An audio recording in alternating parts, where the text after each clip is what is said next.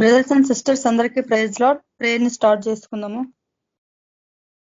ఈ రోజు స్కైప్ ఆరాధనలో జాయిన్ అయిన మీ అందరికీ మన ప్రభువైన యేసుక్రీస్తు పరిశుద్ధ నామములో నా హృదయపూర్వక వందనాలు తెలియజేస్తున్నాను.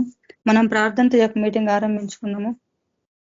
మన మధ్యలో ఉన్న దీపా సిస్టర్ స్టార్టింగ్ ప్రేయర్ చేశారు. Praise lord sister.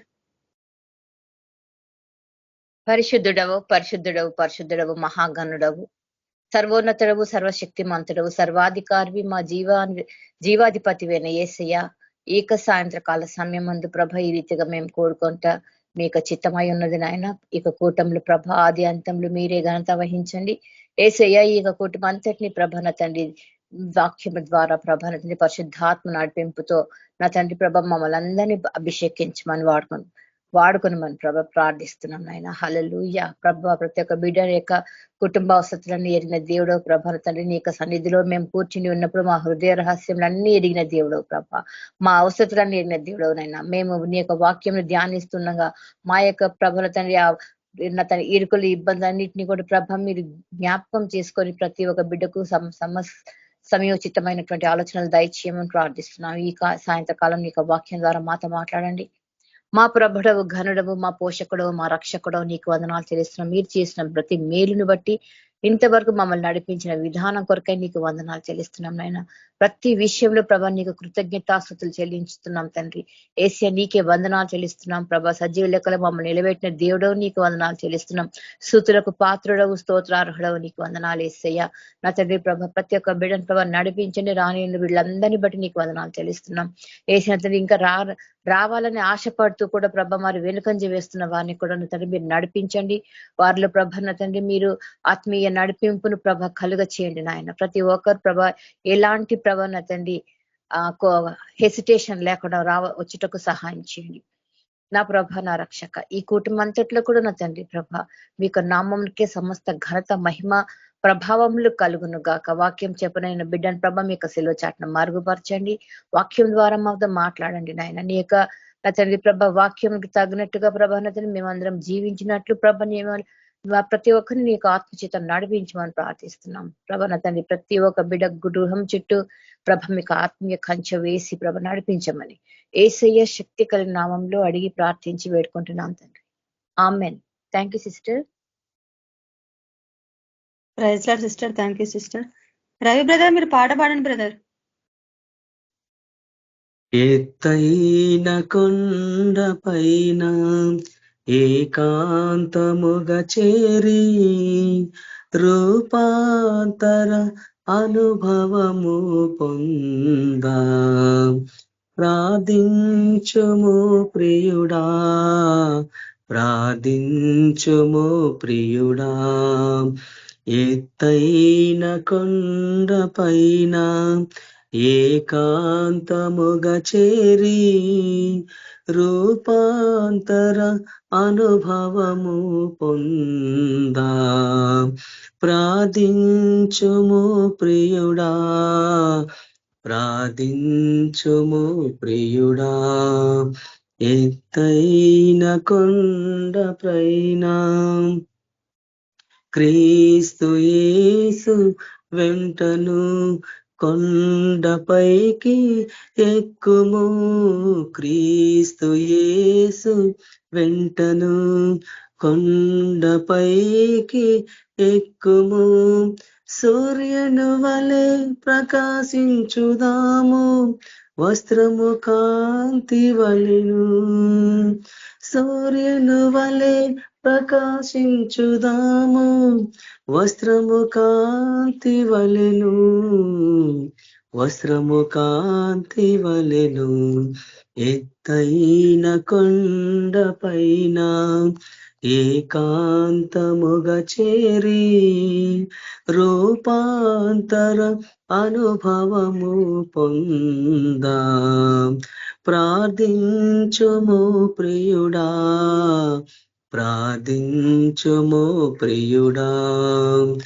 ఎత్తైన కొండ పైన పరిశుద్ధ సన్నిధిలో ప్రభుతో మాట్లాడుము, పరిశుద్ధ సన్నిధిలో ప్రభుతో మాట్లాడుము. ప్రభువు తిరిగి మాట్లాడు వరకు ప్రార్థించి ధ్యానించుము. ప్రభువు తిరిగి మాట్లాడు వరకు ప్రార్థించి ధ్యానించుము.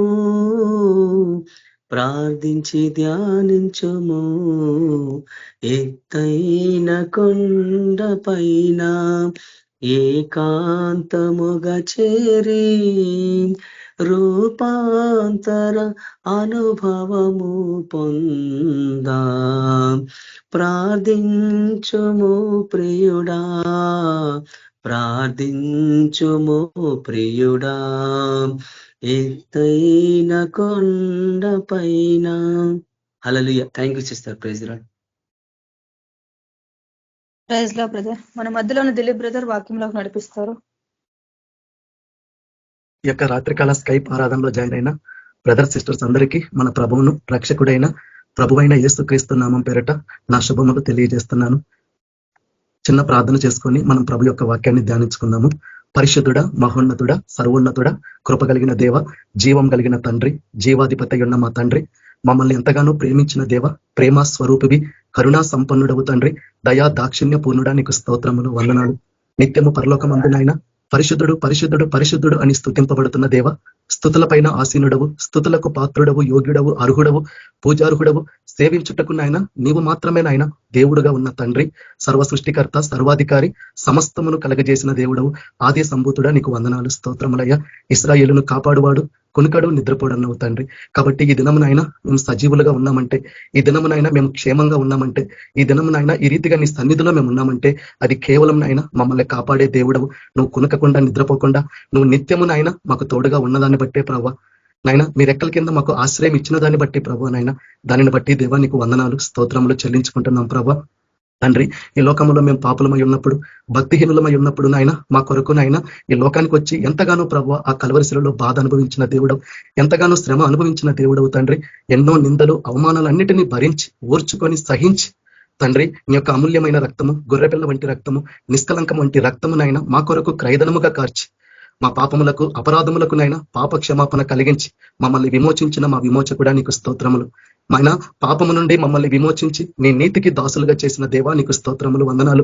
నీ కృపచేత మమ్మల్ని రక్షించుకున్న కృపామయుడా నీకు స్తోత్రములు, వందనాలు. చీకటిలో ఉన్న మమ్మల్ని నీ యొక్క ఆశ్చర్యకరమైన వెలుగులోనికి నడిపించి మమ్మల్ని రాజులైన యాజక సమూహముగా మార్చుకున్న దేవుడవు, మమ్మల్ని నీ సొత్తుగా మార్చుకున్న దేవుడవు, నీ ప్రజలుగా మమ్మల్ని చేసుకున్న దేవుడవు, నీ స్వాస్థ్యముగా మమ్మల్ని మార్చుకున్న దేవుడవు. అంతరంగమందు దేవా మమ్మల్ని యూదులుగాను, ఇశ్రాయేలుగాను నైనా నీ వారసులుగా మమ్మల్ని చేర్చుకున్న గొప్ప దేవుడవు. ఇటు యోగ్యతను ఈ దినం మాకు అనుగ్రహించిన దేవుడవు తండ్రి. ఆ యోగ్యతకు ఎంతగానో నైనా మా పాపముల నిమిత్తం మృతి పొంది సమాధి చేయబడి లేఖనముల ప్రకారం తండ్రి అయినా మీరు 3వ దినాన లేచిన దేవుడు, మీతో పాటు నాయన మీ యొక్క మరణ భూస్థాపితంలో పాల్పొందిన మేము కూడా తండ్రి నాయన మమ్మల్ని కూడా మీరు పరలోకంలో మీతో పాటు మమ్మల్ని కూర్చుండబెట్టినందుకు దేవా నీకు వందనాలు చెల్లిస్తున్నాం. మా జీవమునైనా పరలోకంలో మీరు దాచిపెట్టినందుకు మీకు వందనాలు చెల్లిస్తున్నాం ప్రభా. మేము క్రీస్తుతో కూడా లేపబడిన వారము, పైన వాటిని వెతకమన్నావు తండ్రి, దానిని బట్టి నీకు వందనాలు, స్తోత్రములు దేవా. ఇదిగో నా తండ్రి, ఇంతవరకు నాయన మీరు మాకు తోడుగా ఉన్నారు. ఎందుకంటే ఎక్కడ 2-3 కూడి నా నామంలో ఉందరో అక్కడ వారి మధ్య నేను ఉందునని సెలవిచ్చిన దేవుడు, ఆ రీతిగా మాకు వాగ్దానం చేసిన దేవుడవు తండ్రి. నువ్వు నమ్మదగిన దేవుడవు తండ్రి. కాబట్టే మీరు కృపాసత్య సంపూర్ణుడవై తండ్రి మా మధ్యలో ఉన్నారని, ఇప్పుడు మీ సన్నిధి మాకు తోడుగా ఉందని, మీ యొక్క ఆత్మ మా మధ్యలో ఉందని ప్రభా మేము నమ్ముచున్నామయ్యా. దానిని బట్టి నీకు వందనాలు, కృతజ్ఞతలు, స్తుతులు, స్తోత్రములు చెల్లించుకుంటున్నాం ప్రభా. నాయన ఇదిగో నా తండ్రి నాయన, నాకు ఎట్టి యోగ్యత లేదు, ఎట్టి అర్హత లేదు. ఎందుకంటే నీ గురించి ప్రకటించుటకు నేను ఏ పాటి వాడను ప్రభా. ఎందుకు పనికిరాని నన్ను ఒక పాత్రగా తీసుకున్న దేవుడు నువ్వు గొప్పవాడవు నాయన. కాబట్టి పరిశుద్ధాత్మ దేవ తండ్రి, నా హృదయంలోకి వచ్చి నువ్వుండి, నాలో నువ్వుండి నాయన నీ యొక్క ఆత్మతో నింపబడి అభిషేకించబడి నువ్వు ఇచ్చిన యొక్క వాక్శక్తి కొలది నీ వాక్యాన్ని ఉపదేశించుటకు, బోధించుటకు నాయన పరిశుద్ధాత్ముడే మమ్మల్ని సర్వసత్యంలోకి నడిపించేవాడు, పరిశుద్ధాత్ముడే మమ్మల్ని ఆదరించేవాడు, పరిశుద్ధాత్ముడే మా పాపమును గురించి, నీతిని గురించి, తీర్పును గురించి మమ్మల్ని ఒప్పింపజేయవాడు, పరిశుద్ధాత్ముడే మాకు ఆదరణ కలిగించేవాడు. కాబట్టి ఆత్మస్వరూపివైన దేవ నీకు వందనాలు, స్తోత్రములు. అలా నీ యొక్క ఆత్మతో నన్ను అభిషేకించి నీ స్వరం ద్వారా దేవ మమ్మల్ని నాయన జీవింపజేయమని ప్రార్థిస్తున్నాం దేవ. నా ఎదుట నీతిమంతుడు విశ్వాస మూలముగా జీవించున్నాను. కాబట్టి నాయన మనుషుడు రొట్టె వల్ల కాదు, దేవుని నోటి నుండి వచ్చు మాట వల్ల బ్రతుకుతాడన్నావు ప్రభావ. కాబట్టి ఈ లోకంలో మేము బతకాలంటే, ఈ లోకంలో మేము జీవించాలంటే తండ్రి, ఈ లోకంలో ఉండే వాటన్నిటిని ఎదుర్కొని ధైర్యంగా పోరాడి గెలిచి జయించి మేము నిలబడాలంటే తండ్రి మీ యొక్క వాక్యమే ప్రభా. ఆ వాక్యమే మా పాదములకు త్రోవ ఎలుగున్నది ప్రభా. కాబట్టి నీ వాక్యము మాలో ఉంటేనైనా ఆ వాక్యమే మీరు. ఆది యందు వాక్యం ఉండెను, వాక్యము దేవుని యొద్ద ఉండెను, దేవుడే వాక్యమై ఉండెను అన్నవు తండ్రి. ఈ ప్రపంచంలో అన్ని నీ వాక్యం వల్లనే సృజించబడినవి తండ్రి. అట్టి నీ జీవపు వాక్యం ద్వారా నాయన మాకుతో మాట్లాడండి, మమ్మల్ని జీవింపజేయండి. మేము వినగలిగిన చెవులు, గ్రహించగలిగిన మనసు మాకు దయచేసి తండ్రి మమ్మల్ని అందరినీ ఆదరించి బలపరిచి మా విశ్వాసంలో మమ్మల్ని అందరినీ మీరు స్థిరపరిచి మీ సాక్షులుగా నాయన మమ్మల్ని అందరినీ నిలబెట్టమని ప్రార్థిస్తూ ఆ రీతిగా నన్ను నీ చేతులకు అప్పగించుకుంటూ యేసుక్రీస్తు పరిశుద్ధ నామంలో నీకు ప్రార్థించి నిన్ను అడిగి వేడుకుంటున్నాము తండ్రి, ఆమేన్. కీర్తనల గ్రంథము 22వ అధ్యాయము 24వ వచనము. కీర్తనల గ్రంథము 22వ అధ్యాయము 24వ వచనము. ఆయన బాధపడు వాని బాధను తృణీకరింపలేదు, దాన్ని చూచి ఆయన అసహ్యపడలేదు, అతనికి తన ముఖమును దాచలేదు, వాడాయనకు మొర్రపెట్టగా ఆయన ఆలకించెను. కాబట్టి చూడండి దావీదు అంటున్నాడు. కాబట్టి మన దేవుడు ఎవరైతే బాధపడుతున్నారో అలా బాధపడే వారి బాధను ఆయన ఎన్నడూ కూడా తృణీకరించేవాడు కాదు. అలా బాధపడే వారిని చూచి ఆయన ఎన్నడూ కూడా అసహ్యపడేవాడు కాదు. అలాంటి బాధలో ఉన్నవారికి, అలాంటి కష్టంలో ఉన్నవారికి, శ్రమలో ఉన్నవారికి, ఆపదలో ఉన్నవారికి, అపాయంలో ఉన్నవారికి, ఇరుకుల్లో ఉన్నవారికి, ఇబ్బందులతో ఉన్నవారికి, రోగములో ఉన్నవారికి, వారు ఎవరైనా కానీ వాళ్ళు కలిగి ఉన్న పరిస్థితి ఎలాంటిదైనా, వాళ్ళు కలిగి ఉన్న స్థితి ఎలాంటిదైనా, వాళ్ళు పడే ఆ బాధ ఎలాంటిదైనా కానీ దేవుడు నమ్మదగిన వాడుగా ఉన్నాడు. అందుకు దేవుడు మనకు ఆశ్రయమును దుర్గమునై ఉన్నాడు. ఆపత్కాలంలో ఆయన నమ్ముకొనదగిన సహాయకుడు. అంటే ఆపత్కాలంలో అంటే అది కష్టకాలం కావచ్చు, శ్రమకాలం కావచ్చు, బాధపడే కాలం కావచ్చు, ఇరుకుల్లో ఉండొచ్చు, ఇబ్బందుల్లో ఉండొచ్చు. కానీ మనం ఉన్న స్థితి ఎలాంటిదైనా, మనం చుట్టూ ఉన్న పరిస్థితులు ఎలాంటివైనా మనము నమ్ముకొనడానికి, మనము ఆధారపడడానికి, ఆశ్రయించడానికి, సహాయము కొరకు కనిపెట్టుకోవడానికి మనుషులు ఎవరు కూడా నమ్మదగిన వారు కాదు. కాబట్టి దేవుడే నమ్మదగిన వాడు. దేవుడే తన ప్రజలకు తాను ఏర్పరచుకున్న వారికి ఆశ్రయ దుర్గము, దేవుడే సహాయము, ఆయనే కేడము. కాబట్టి చూడండి, అతనికి తన ముఖమును దాచలేదు, వాడాయనకు మొర్రపెట్టగా ఆయన ఆలకించెను.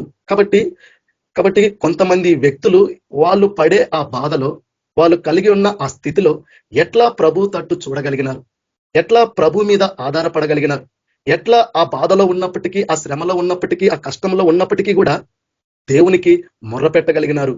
అలా మొర్రపెట్టి దేవుని ద్వారా ఎలాంటి సహాయం పొందగలిగి చివరికి వాళ్ళు ఎలాంటి ఫలము అనుభవించినారో అదే ఈ రోజు యొక్క వాక్యం యొక్క ముఖ్య అంశం.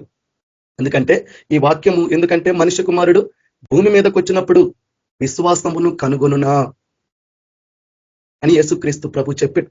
అంటే యేసుక్రీస్తు ప్రభు మరలా ఈ భూలోకానికి తిరిగి వచ్చేటప్పుడు మనుషుల్లో విశ్వాసము ఉండదు, మనుషుల్లో దేవుని పట్ల నమ్మకం ఉండదు, మనుషులు దేవుని మీద ఆధారపడరు. ఎందుకంటే అంతము వరకు సహించువాడెవడో వాడే రక్షింపబడును. అంటే అంతము వరకు, నువ్వు మరణం వరకు, నువ్వు ఈ లోకంలో జీవించినంత కాలం ఆ దేవాది దేవుడైన యేసుక్రీస్తు ప్రభు మరలా ఈ లోకానికి తిరిగి వచ్చేంత వరకు ఈ లోకములో ఆయన నిమిత్తము గాని కలిగే వేటన్నిటిలో కూడా సహించినప్పుడే మనం జయించగలుగుతాము. కాబట్టి ఈ లోకములో మీకు శ్రమ కలుగును, అయినను ధైర్యము తెచ్చుకొనిడి, నేను లోకమును జయించి ఉన్నానను. అంటే ఆల్రెడీ ఈ లోకాన్ని జయించిన వాడు యేసుక్రీస్తు ప్రభు ఒక్కడే. కాబట్టి జయించిన వాడిని చూస్తే మనము జయించగలం. శ్రమలో ఉన్న వారిని మనము చూస్తే వారు ఎలా ప్రభునందు విశ్వాసం ఉంచి, ఆ శ్రమలో ఎలా వాళ్ళు ప్రభునందు ఆధారపడి ఆశ్రయించి ఎట్లా వాళ్ళు ప్రభు ద్వారా సహాయం పొందుకొని వాళ్ళ శ్రమను జయించగలిగినారు, వాళ్ళ బాధను జయించగలిగినారు, వారు కలిగి ఉన్న కష్టాన్ని జయించగలిగినారు, వాళ్ళు కలిగి ఉన్న అపాయాన్ని, ఆపదను, వాళ్ళు కలిగి ఉన్న శోధనని అన్నిటినీ జయించి ఆ శ్రమలో వాళ్ళు ఎట్లా విజయం పొందారో అది మనకు ఒక స్ఫూర్తినిస్తుంది. వారి జీవితం మనకు ఒక నమ్మకాన్ని కలిగిస్తుంది. వాళ్ళు కలిగిన విశ్వాసము మనకి దేవుని పట్ల ఒక నిరీక్షణని కలిగిస్తుంది. చూడండి ఒక వాక్యము నిర్గమకాండంలో నుంచి చూడండి. నిర్గమకాండము 2వ అధ్యాయము 23వ వచనంలో, నిర్గమకాండము 2వ అధ్యాయము 23వ వచనంలో, అలాగున అనేక దినములు జరిగిన మీదట ఐగుప్తు రాజు చనిపోయెను. ఇశ్రాయేలీయులు తాము చేయుచున్న వెట్టి పనులను బట్టి నిట్టూర్పులు విడుచుచు మొరపెట్టుచుండగా తమ వెట్టి పనులను బట్టి వారు పెట్టిన మొర దేవుని యొద్దకు చేరెను. అంటే ఇశ్రాయేలీలకు ఈ ఐగుప్తు రాజు చనిపోయిన తర్వాత నుంచి ఆరంభమైంది వాళ్ళకి కష్టకాలం, శ్రమకాలం, ఎంతో బాధలో ఉన్నారు. కాబట్టి ఈ ఇశ్రాయేలీలు ఎవరంటే దేవుని చేత ఏర్పరచబడిన వారు, దేవుడు ఏర్పరచుకున్నవారు, దేవుని యొక్క వాగ్దానానికి వారసులు. కాబట్టి ఇప్పుడు ఈ ఇశ్రాయేలీలు ఎలా ఉన్నారు? ఈ ఐగుప్తు రాజు చనిపోయిన తర్వాత చూడండి, వాళ్ళకి అప్పుడు ఆరంభమైంది కష్టం. వాళ్ళ జీవితంలో అప్పుడు వాళ్ళు బాధ అనుభవిస్తున్నారు, ఆ శ్రమ అనుభవిస్తున్నారు, ఎంతో కష్టం అనుభవిస్తున్నారు. ఆ కష్టంలో ఉన్నవారు, ఆ శ్రమలో ఉన్నవారు, ఆ బాధలో ఉన్నవారు ఎట్లా ప్రార్థిస్తున్నారంటే నిట్టూర్పులు విడుచుచు దేవునికి మొరపెడుతున్నారు. ఎందుకంటే ఆపత్కాలంలో దేవుడే నమ్ముకొనదగిన సహాయకుడు. దేవుడే తన ప్రజలకు, తాను ఏర్పరచుకున్న వారికి, తన స్వాస్థ్యానికి దేవుడే నమ్మదగిన వాడు. కాబట్టి మనుషులను నమ్ముకున్నట్టు కంటే, ఈ లోకంలో ఉన్న రాజులను నమ్ముకున్నట్టు కంటే యెహోవాను ఆశ్రయించుట మేలు. అంటే దేవుణ్ణి ఆశ్రయించడంలోనే మనకు మేలుంది అని చెప్తున్నాడు. దేవుణ్ణి ఆశ్రయించడంలోనే మనకు మంచి ఉంది. కాబట్టి వీళ్ళు, ఆ ఇశ్రాయేలీలు, ఆ ఐగుప్తులు ఎట్లయితే వాళ్ళ చేత ఆ వెట్టి పనులు చేస్తున్నారో అంత భయంకరమైన బానిసత్వంలో ఉండి, చెరలో ఉండి, చూడండి నిర్గమకాండము 2వ అధ్యాయము 24వ వచనంలో, కాగా దేవుడు వారి మూలుగును విని, ఈ ప్రార్థన దేవునికి ఇష్టమైన ప్రార్థన. అంటే వాళ్ళు ఎలా ఉన్నారు? మూలుగుతూ ప్రార్థన చేస్తున్నారు. అంత హృదయంలో బాధ, అంతగా శ్రమ, బానిసత్వం, చెరలో ఉన్నారు, విడిపించువాడు లేడు.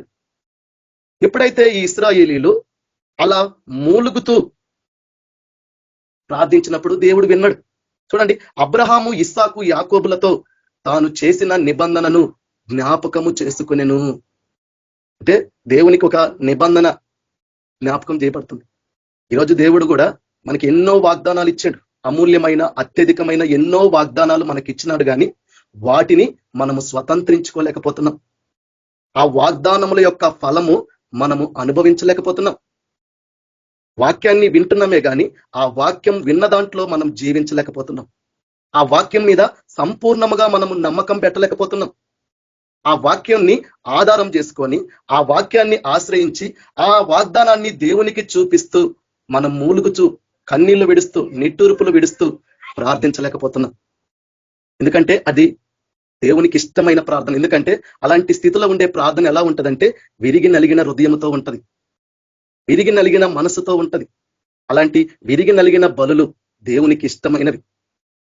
కాబట్టి అలా ఎప్పుడైతే మనము విరిగి నలిగిన హృదయంతో, విరిగి నలిగిన మనసుతో ఇలా దేవుని సన్నిధిలో ఉండి, దేవుని సముఖంలో ఉండి, ఆ ఆకాశమందున్న ఆసీనుడైన వాడు, ఆ పరిశుద్ధుడు, నిత్య నివాసి, మహాగణుడు, మహోన్నతుడైన ఆ యేసుక్రీస్తు ప్రభుని మనం చూసి ఆయన సన్నిధిలో ఉండి మన బాధను చెప్పుకోగలిగితే, ఆ ప్రభు ఎదుట మనము కన్నీళ్లు విడవగలిగితే, మనలో నుండి ఆ మూలుగులతో కూడిన ప్రార్థన ఆయన చూడగలిగితే మనకు జవాబు వస్తుంది.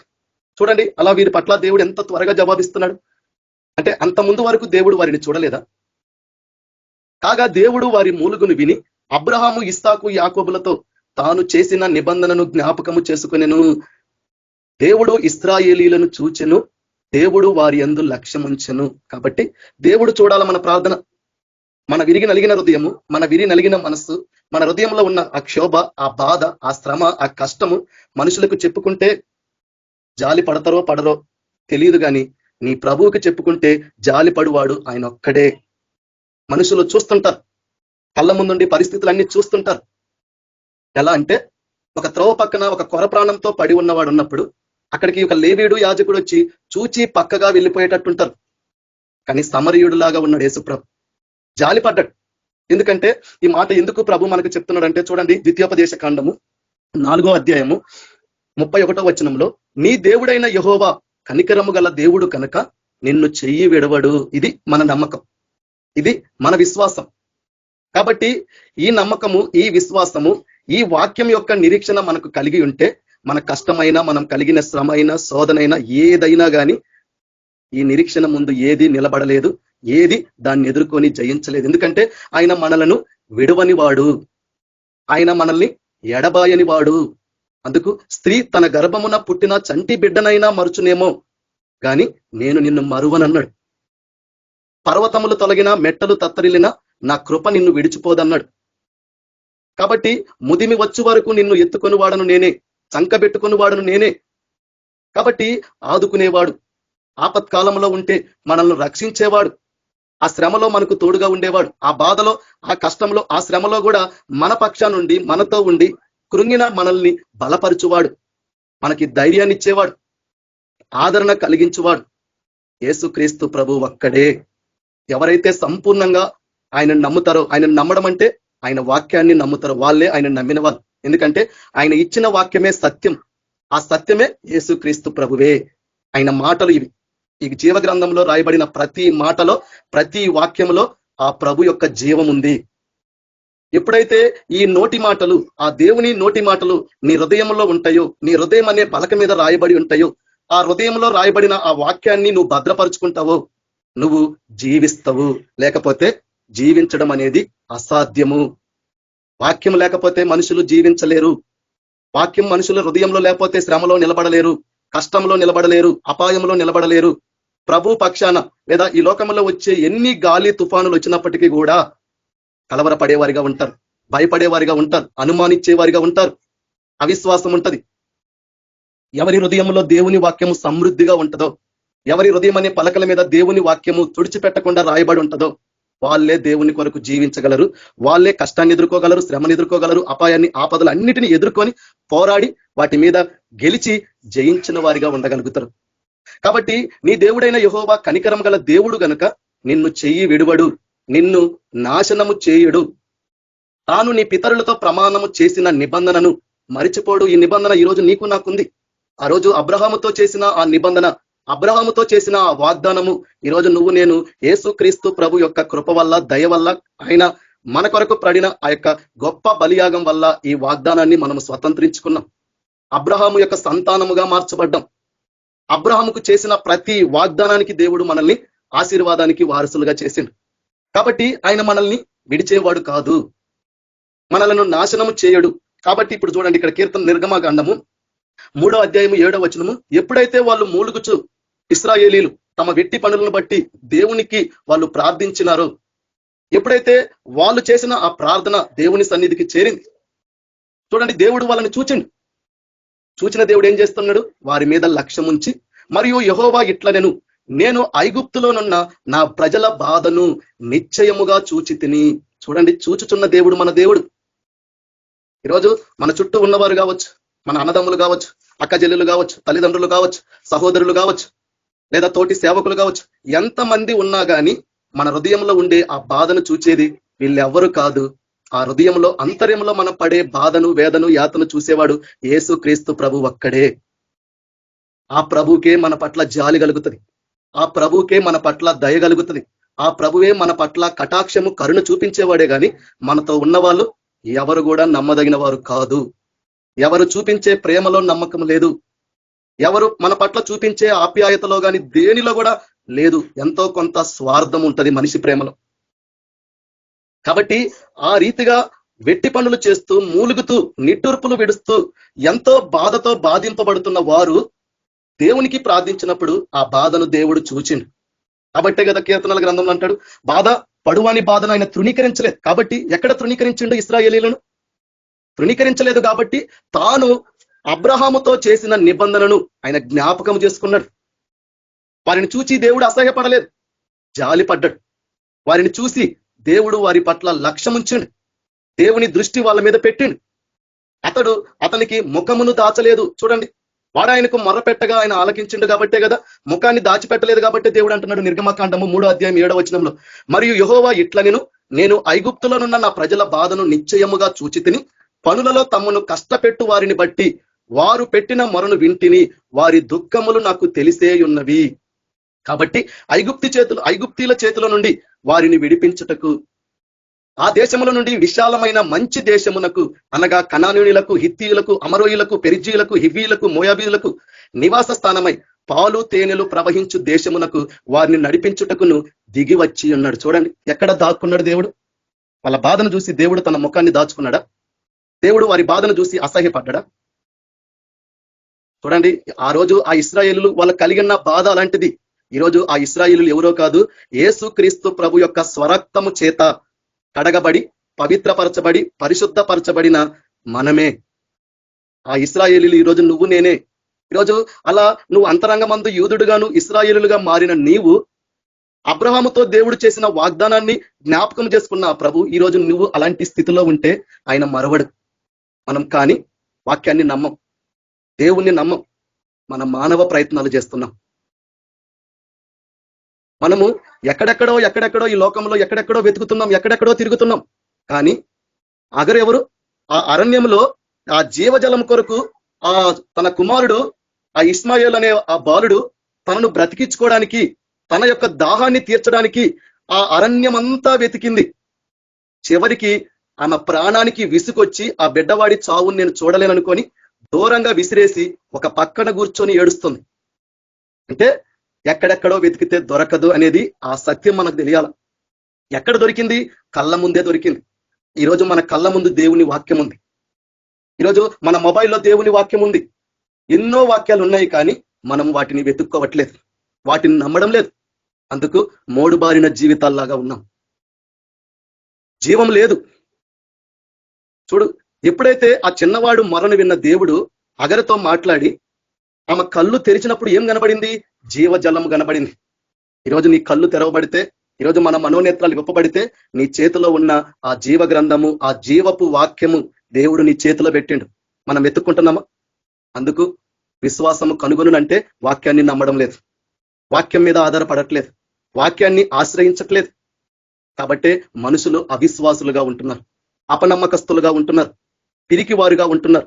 వాళ్ళ హృదయాలను కలవరపరుచుకొని వాళ్ళలో వాళ్ళు కృంగిపోయి బాధపడే వారిగా ఉంటున్నారే తప్ప దేవుని యందు నిరీక్షణ లేని వారిగా ఉంటున్నారు. ఎందుకంటే నిరీక్షణ ఎప్పుడు కలుగుతుంది? విశ్వాసం ఉంటేనే కదా. కాబట్టే కదా విశ్వాసం అనేది నిరీక్షింపబడు వాటి యొక్క నిజస్వరూపము.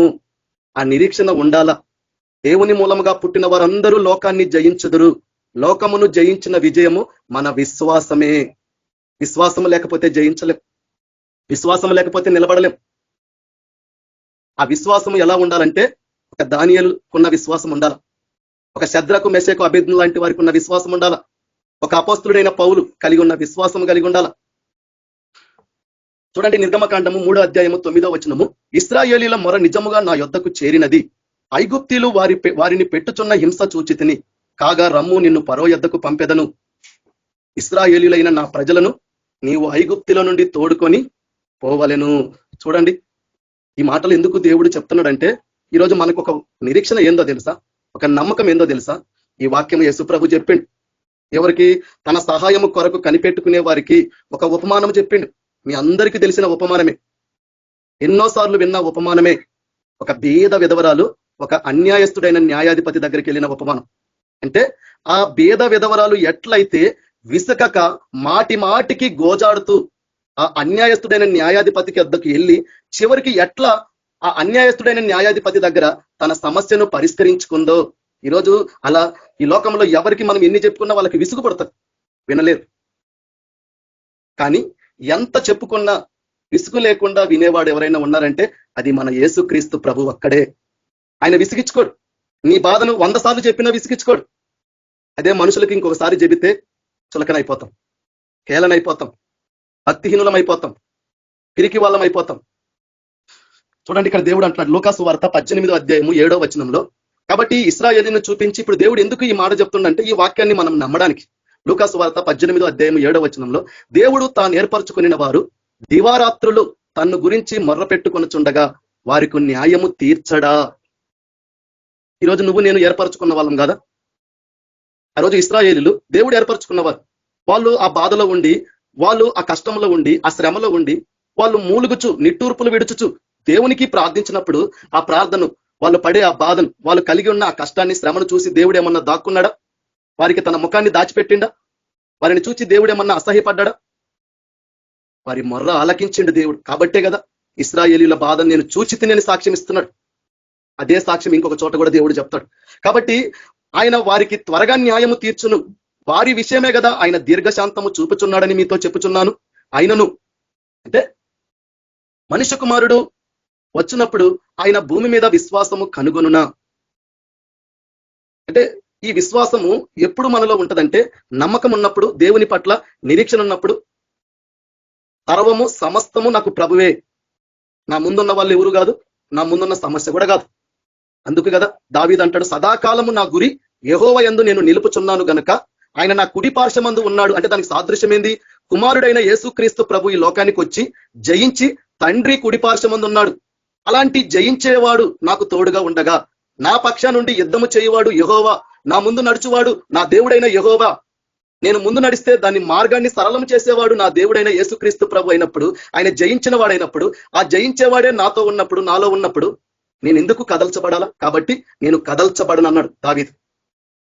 ఎవరు కదల్చబడతారు? యేసు ప్రభుని నమ్మనోళ్ళు. యేసు ప్రభుని నమ్మడం అంటే ఏంది?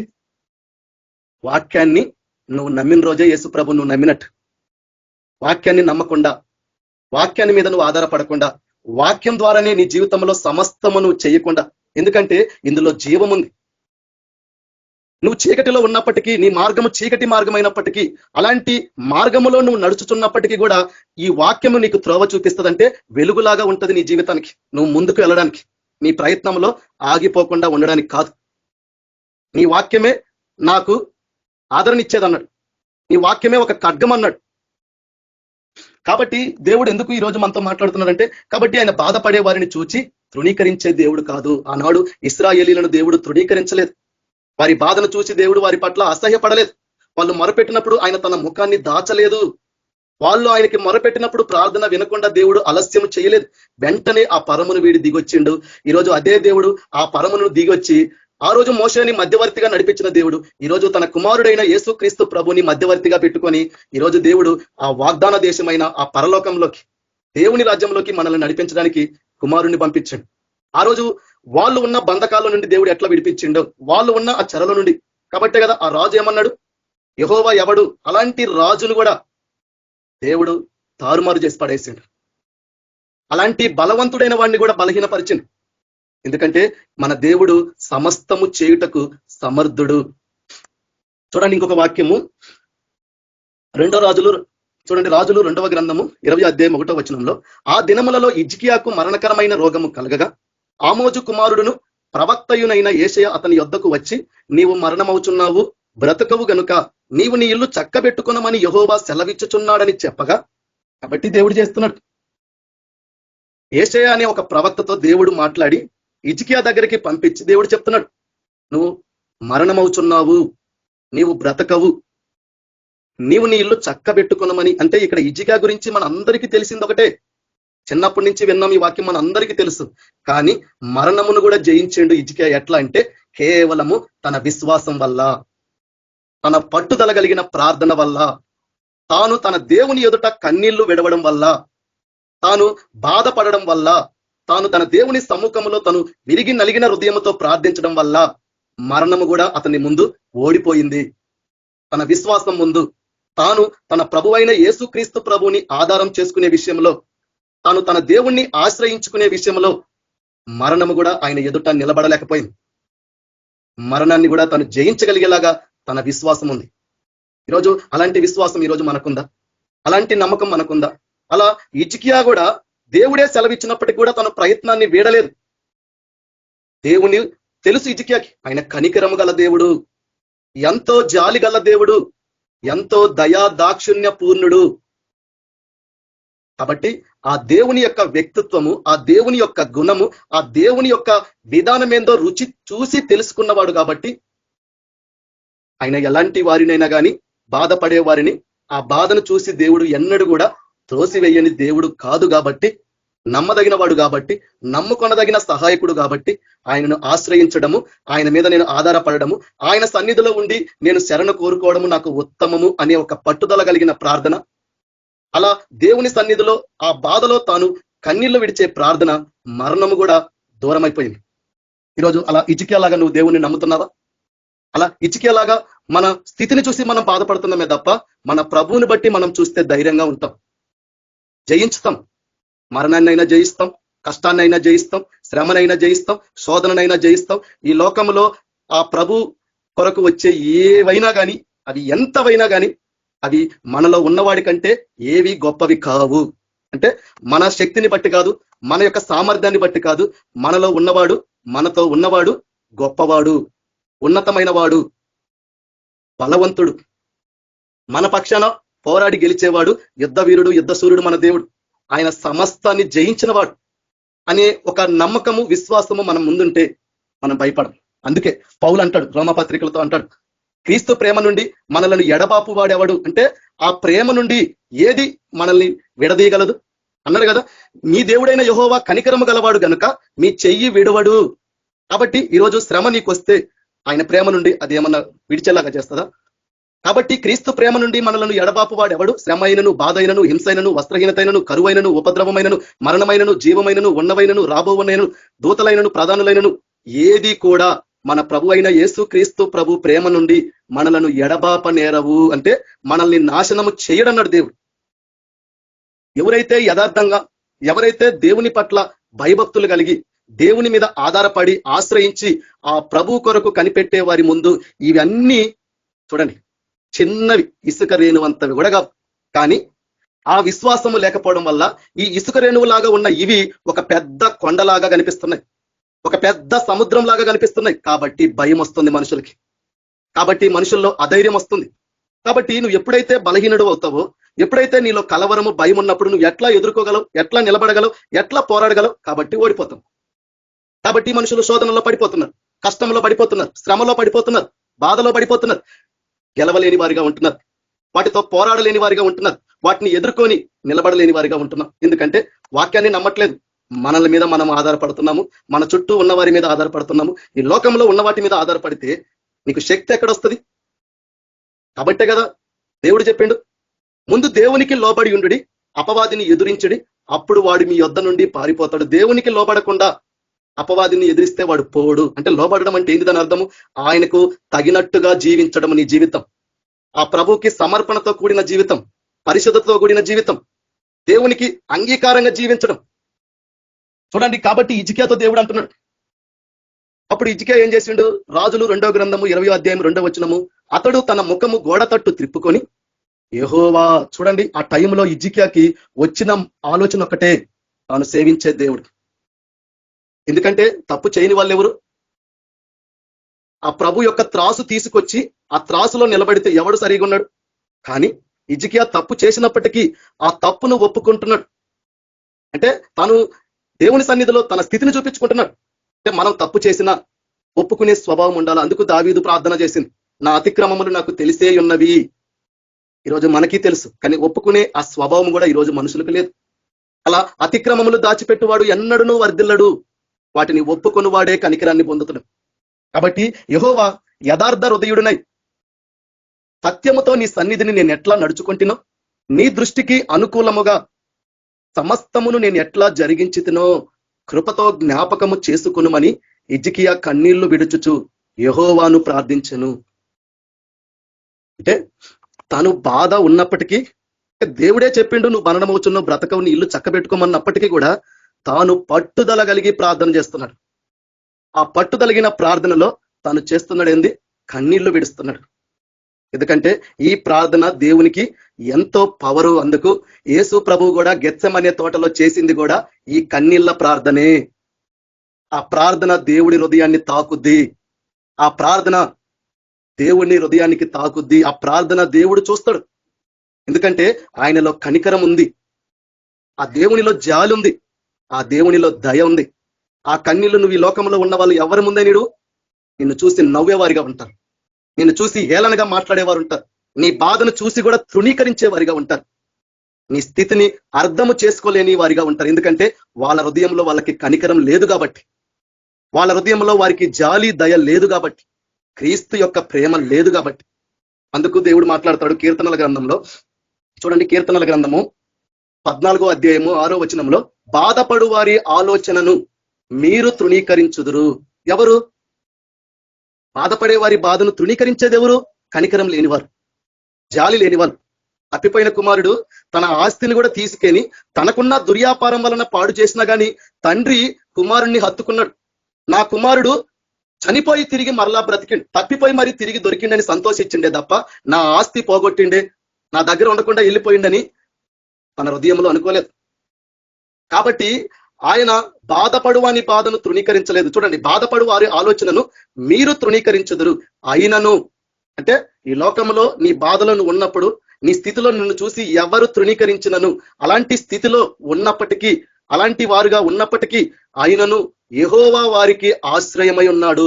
ఎందుకంటే వీళ్ళు యెహోవాని, వాళ్ళ దేవుణ్ణి ఆశ్రయిస్తే ఆయనను ఆశ్రయించే వారికి ఆ దేవుడు ఆశ్రయముగా ఉంటాడు. కీర్తనలు 91 అంటాడు, నీవు మహోన్నతుడు అయిన దేవునిని నీకు నివాస స్థలముగా చేసుకున్నావు. అంటే ఆయన నీకు ఆశ్రయముగా చేసుకుంటున్నావు, ఆ ప్రభునే నీకు ఆధారముగా చేసుకుంటున్నావు, ఆయన మీదనే నువ్వు ఆధారపడుతూ బ్రతుకుతూ జీవిస్తున్నావు. కాబట్టి ఏ అపాయమైనా, ఏ తెగులైనా నీ కళ్ళ ముందు ఏమి జరిగినా కానీ ఏది కూడా నిన్ను ఏమీ చేయలేదు. ఎందుకంటే నీకు బలవంతుడు నీ పక్షాన ఉన్నాడు. కాబట్టి ఈరోజు ఈ లోకంలో ఎంతో మంది బాధపడే వారిని చూసి తృణీకరిస్తే, ఆ బాధపడే వారిని తృణీకరించని వారు ఎవరైనా ఒకరున్నారు అంటే, ఒకడున్నాడంటే అది మన దేవుడే. ఆ దేవుడే ప్రభు అయిన యేసు క్రీస్తు ప్రభు. కాబట్టి చూడండి, హిజ్కియా గ్రంథంలో అంటున్నాడు చూడండి, నీవు తిరిగి నా ప్రజలకు అధిపతి అయిన హిజ్కియా యొద్దకు పోయి అతనితో ఇట్లనము. అంటే ఈ హిజ్కియా యొక్క ప్రార్థన, ఈ హిజ్కియా తన దేవుని ఎదుట కన్నీళ్లు విడిచిన ప్రార్థన ముందు మరణము కూడా నిలబడలేకపోయింది. దేవుని ఉద్దేశం కూడా దేవుడు మార్చుకున్నాడు.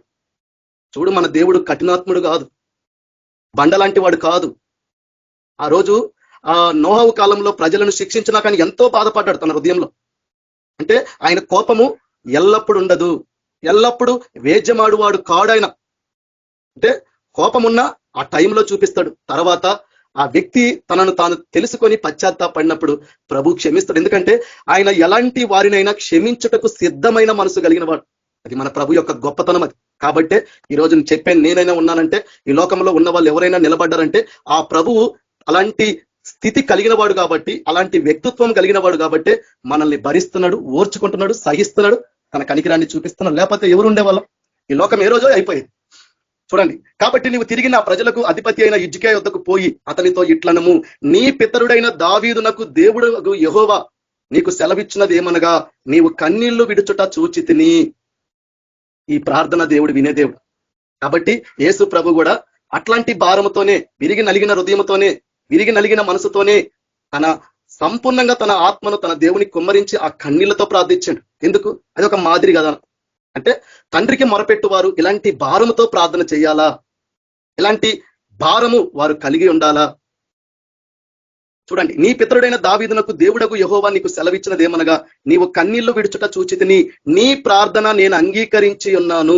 ఇశ్రాయేలీయులు మూలుగుతూ నిట్టూర్పులు విడుస్తూ ఆ శ్రమలో, ఆ కష్టంలో, ఆ బాధలో మొరపెట్టిన ఆ మొర్ర దేవుని వద్దకు వెళ్ళింది. అదే బాధలో, అదే కష్టంలో, శ్రమలో ఉండి హిజ్కియా ఏం చేస్తుండు? కన్నీళ్లు విడుస్తూ ప్రార్థిస్తే అతని ప్రార్థన దేవుడు అంగీకరించి నేను నిన్ను బాగు చేసేదని అంటున్నాడు. 3వ దినమున నీవు యెహోవా మందిరమునకు ఎక్కిపోదువు.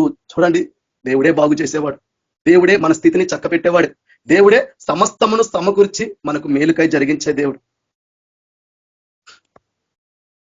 కాబట్టి యెషయా గ్రంథము 38వ అధ్యాయము 9వ వచనంలో దేవుడు మాట్లాడుతున్నాడు. చూడండి, యెషయా గ్రంథము 38వ అధ్యాయం 9వ వచనంలో, యూదా రాజైన హిజ్కియా రోగి అయి ఆరోగ్యము పొందిన తరువాత అతడు రచించినది అని అంటున్నాడు. అంటే రోగి అయి మరణకరమైన రోగం కలిగినప్పటికీ, తాను మరణం అవుతున్నప్పటికీ, తన దేవుడే తాను బ్రతకడని సెలవిచ్చినప్పటికీ చివరికి ఏమయ్యిండు? ఆరోగ్యాన్ని పొందుకున్నాడు, ఆయుష్ను పొందుకున్నాడు. ఎవరు చేశారు? దేవుడు. కాబట్టి ఈరోజు మన అనారోగ్యాన్ని బట్టో, మనలో ఉన్న రోగాన్ని బట్టో, బాధను బట్టి చూసి బాధపడితే నువ్వు ఇంకా బాధకు కృంగిపోతావు. ఆ బాధలో కృంగిపోయే నువ్వు నీ దేవుణ్ణి బట్టి చూడు, నీ దేవుని యొక్క ప్రభావాన్ని చూడు, ఆయన మహిమను చూడు. ఆ 12 ఏళ్ల స్త్రీ, రక్తస్రావం కలిగిన స్త్రీ ఒక్కసారే యేసుక్రీస్తు ప్రభువుని గురించి వినింది. ఈరోజు నువ్వు నేను ఎన్ని సంవత్సరాల నుంచి వినుంటాం, ఎన్ని సంవత్సరాల నుంచి వాక్యాలు వినుంటాం. యథార్థంగా నీ హృదయం మీద నువ్వు చేయి పెట్టుకొని ఆ స్త్రీ దేవుణ్ణి నమ్మినట్టు ఈరోజు నీ జీవితంలో దేవుణ్ణి నమ్మగలుగుతున్నావా? అంటే నీకు సమాధానం ఉందా? నీకు అట్టి నమ్మకం ఉందా? అలాంటి స్థితిలో నువ్వు ఉండి, అలాంటి పరిస్థితిలో నువ్వు ఉండి ఇలా హిజ్కియాలాగా నువ్వు దేవుణ్ణి నమ్మగలుగుతున్నావా? అలా దేవుణ్ణి ఎక్కడ నమ్ముతున్నాం మనం? ఎక్కడ ఆయన వాక్యాన్ని నమ్ముతున్నాం? ఎక్కడ ఆ దేవుని జీవపు మాటలు మన హృదయంలో ఉన్నాయి? వాక్యాన్ని ఎక్కడ చూస్తున్నాం? మన స్థితిని చూసుకుంటున్నాం, మన బాధను చూసుకుంటున్నాం, మన కలిగి ఉన్న కష్టాన్ని చూసుకుంటున్నాం, శ్రమను చూసుకుంటున్నాం, మన చుట్టూ ఉన్న ఇబ్బందులు, పరిస్థితులు చూసుకొని కృంగిపోతే నువ్వు ఎట్లా బలవంతుడు అవుతావు? నువ్వు ఎట్లా బలవంతురాలు అవుతావు? అలా కృంగిపోయే వాళ్ళు ఎట్లా పోరాడగలరు? ఎట్లా నిలబడగలరు? ఎట్లా దాని మీద యుద్ధం చేసి గెలవగలరు? కాబట్టి జయించరు. ఎందుకు? శోధన సహించువాడు ధన్యుడంటే శోధన కూడా నువ్వు జయించాలా. శ్రమను నువ్వు జయించాలా, నీకు ఎదురయ్యే ప్రతి దానిలో నువ్వు గెలవాలా. ఎందుకంటే నీలో ఉన్నవాడు గొప్పవాడు, నీలో ఉన్నవాడు సమస్తమును నీకు చేయగలడు, ఆయనే నీకు సహాయకుడిగా ఉన్నాడు అనుకుంటే చేస్తాం, లేకపోతే చెయ్యం. మన మనుషుల మీద ఆధారపడతాం అన్నట్టు. ఆ 12 ఏళ్ల స్త్రీ రక్తస్రావం రోగంతో ఎంతో బాధపడి తను ఎన్నో సంవత్సరాలు కృంగిన స్థితిలో ఒక్కసారి యేసుప్రభుని నమ్మినామా, యేసుప్రభు అంటాడు నీ బాధ నివారణ అయిందని చెప్పాడు. ఆమె దేవుణ్ణి ప్రభావాన్ని చూడగలిగింది, దేవుని శక్తిని చూడగలిగింది. అంటే విశ్వాసము అలాంటి గట్టిదై ఉండాల. అలా గట్టిగా ఉన్న వాళ్ళే గట్టిగా నిలబడతారు, ప్రభు పక్షాన్ని నిలబడతారు, అన్నిటినీ పోరాడగలరు, అన్నిటినీ ఎదుర్కోగలరు. చివరికి అన్నిటినీ జయించిన వారే తండ్రి కుడిపార్శ్వమందు ఉంటారు. అలా జయించని వాడు ఎవడు కూడా అక్కడికి అర్హత లేదు. కాబట్టి హిజ్కియా తన మరణకరమైన రోగాన్ని జయించిండు కేవలము తన విశ్వాసం వల్ల.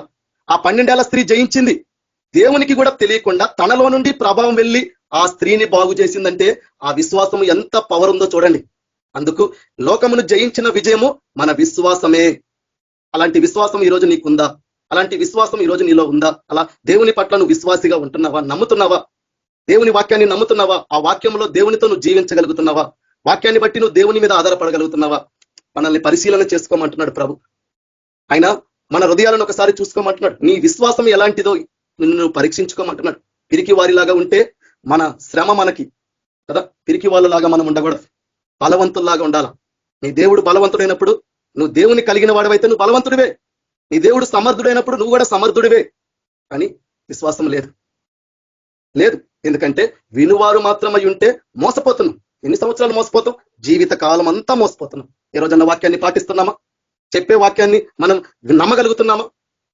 చెప్పే వ్యక్తి ఎవరైతేంది? ఆ వాక్యము దేవుడు కదా. అంటే దేవుని వాక్యము నీ వద్దకు వస్తే నువ్వు త్రోసివేస్తే దేవుని నుండి ఎట్లా నీ సహాయం కోరుకుంటావు? నువ్వు దేవుని వాక్యము నీ వద్దకు వచ్చినప్పుడు దానిని అంగీకరించి లోబడి దాన్ని నమ్మకుంటే దేవుడు ఏం చేయగలడు? ఎన్ని ప్రార్థనలు చేస్తే ఏం చేయగలడు? చూడండి, ఇర్మియా గ్రంథము 33వ అధ్యాయము 6వ వచనంలో మన ప్రభు మాట్లాడుతున్నాడు. నేను దానికి ఆరోగ్యమును స్వస్థతను మరలా రప్పించుచున్నాను. కాబట్టి హిజ్కియా రోగి అయ్యిండు, కానీ ఎప్పుడు బాగుపడ్డాడు? స్వస్థపరిచింది ఎవరు? దేవుడే. మరణకరమైన రోగం నుండి బాగు చేసింది ఎవరు? దేవుడే. వేరొక మార్గము లేదు మనకి. ఈ లోకంలో ఉన్న వాళ్ళకి మార్గాలు ఉన్నాయని వెతుక్కుంటున్నారు, కానీ మనకు ఉన్నది ఒకటే ఒక్క మార్గము. ఆ మార్గమే ప్రభు అయిన యేసుక్రీస్తు ప్రభు. అదే చెప్పిండు ఆయన, నేనే మార్గమని, నేనే సత్యమని. ఎందుకు? సహాయకుడు నేను కాబట్టి అదే సత్యం. మనుషులు ఎవరు కాదు, నీ ఆస్తులు కాదు, నీ ఐశ్వర్యం కాదు, నీ బంధువులు కాదు, నీ భార్య కాదు, నీ బిడ్డలు కాదు, నీ సహోదరులు కాదు, ఎవ్వరు కాదు. ఎవ్వడు నీ పక్షాన నీ ముందు నిలబడడు. నువ్వు నమ్మిన నీ దేవుడే నీ పక్షాన ఉంటాడు. అది సత్యం, అదే నీకు మార్గం, అదే నీకు జీవం. వేరే మార్గం లేదిక. కాబట్టి దేవుడు అంటున్నాడు, నేను దానికి ఆరోగ్యమును స్వస్థతను మరలా రప్పించుచున్నాను, వారిని స్వస్థపరుచుచున్నాను. ఈరోజు దేవుని దగ్గరికి రావాలమ్మా, దేవుని పాదాల యొద్దకు రావాలా, ఆయన పాదాల మీద పడాలా, ఆ ప్రభుని ఆశ్రయించాలా. ఆ రోజు యేసు ప్రభు ఉంటే అనేకులు రోగులైన వారందరినీ తీసుకొచ్చి ఆ ప్రభు యొద్ద పాదాల మీద పడేస్తే వాళ్ళందరినీ బాగు చేశాడు. కులము చూడలేదు, మతము చూడలేదు, భేదము చూపించలేదు, పక్షపాతం చూపించలేదు, నావాడ పరగవాడ, ఈ భేదాలు ఏమీ లేని దేవుడు, కల్మషం లేని దేవుడు, కపటం లేని దేవుడు, స్వార్థం లేని దేవుడు. ఈ లోకంలో, ఈ సృష్టిలో ఎవరన్నా ఉన్నారంటే అది యేసు క్రీస్తు ప్రభు ఒక్కడే. అందరినీ బాగు చేసిండు, అందరినీ స్వస్థపరిచాడు. అదే దేవుడు ఈరోజు నిన్ను నన్ను ఈ లోకంలో ఉండే వాళ్ళు అట్టుంటే బాగు చేయడా, స్వస్థపరచడా? ఆయన పాదాల యొద్దకు వస్తున్నావా? ఆయన పాదాల మీద పడుతున్నావా? వారికి సత్య సమాధానములను సమృద్ధిగా బయలుపరిచెదను.